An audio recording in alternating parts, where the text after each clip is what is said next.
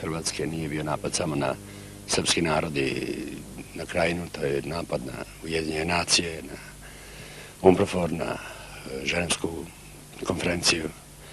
Ja mislim da je dužnost svakog poštenog građanina da zaštiti od takvog napada.